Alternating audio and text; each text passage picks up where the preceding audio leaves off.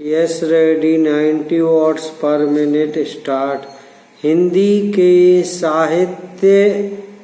साहित्यकार ऐसे युवा वर्ग का प्रतिनिधित्व करते हैं जो अंग्रेजी के स्थान पर हिंदी का प्रतिस्थापन तथा भारतीय भाषाओं को विकास के समान अवसर देने के पक्षधर हैं। अपनी सोच को उन्होंने 1980 में आकार दिया जब भारतीय प्रशासनिक सेवा परीक्षा हिंदी माध्यम से उत्तीर्ण करने वाले प्रथम अधिकारी धर्मवीर अधिकारी थे। वे कहते हैं कि मुझे इस बात का गर्व है कि भारतीय प्रशासनिक सेवा परीक्षा में हिंदी के माध्यम से प्रवेश करके अंग्रेजी की सहायता के भ्रमजाल को तोड़ा। उस समय तक प्रशासनिक सेवा परीक्षा देने वाले युवा के मन में हीन भावना रहती थी कि हिंदी के माध्यम से परीक्षा देने वाले पर संभवतः चयन नहीं हो सकेगा। मेरे चयन से यह भ्रम टूट गया। पैरा उच्च शिक्षा, प्रशासनिक सेवाओं और अन्य उच्च पदों पर हिंदी के प्रवेश पर वे कहते हैं हजारों वर्षों की गुलामी का असर सिर्फ 40 सालों में चला जाएगा। हम इसकी अपेक्षा कैसे करें? हमारे संविधान में 2 अत्यंत महत्वपूर्ण और क्रांतिकारी कदम उठाए थे।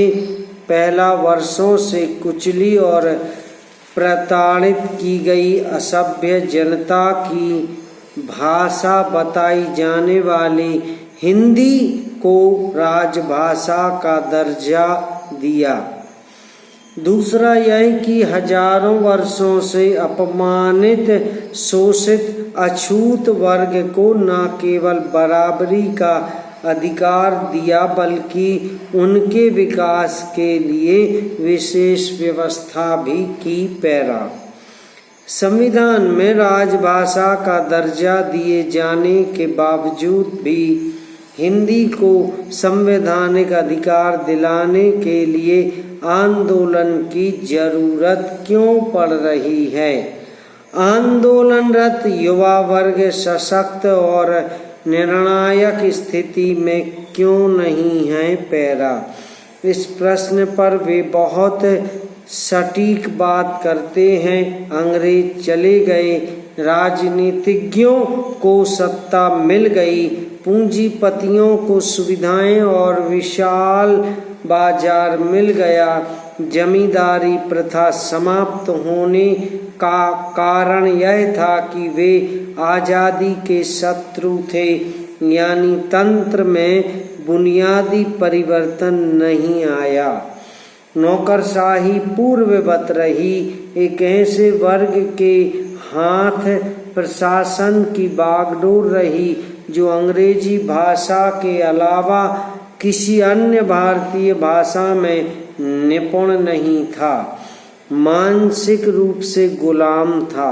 सत्ता में एक बार आया व्यक्ति कभी नहीं चाहता कि सत्ता उसके हाथ से छिन जाए।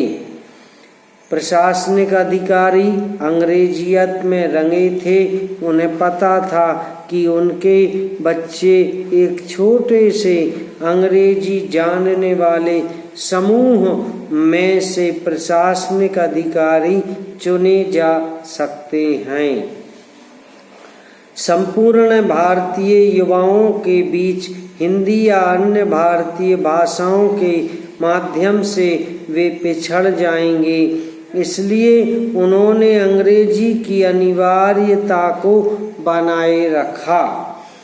वर्ग विशेष के बच्चे डॉक्टर, इंजीनियर और प्रशासनिक अधिकारी बनते रहे। आज तक यह स्थिति बनती चली आ रही है। क्या इस स्थिति के लिए सिर्फ प्रशासनिक अधिकारी दोषी हैं? पैरा। घर घर विक्रय फुटकर व्यापार करने के प्राचीनतम तरीकों में से एक है और इस व्यवसाय में लगे व्यक्ति को फेरी वाला कहा जाता है। समाप्त।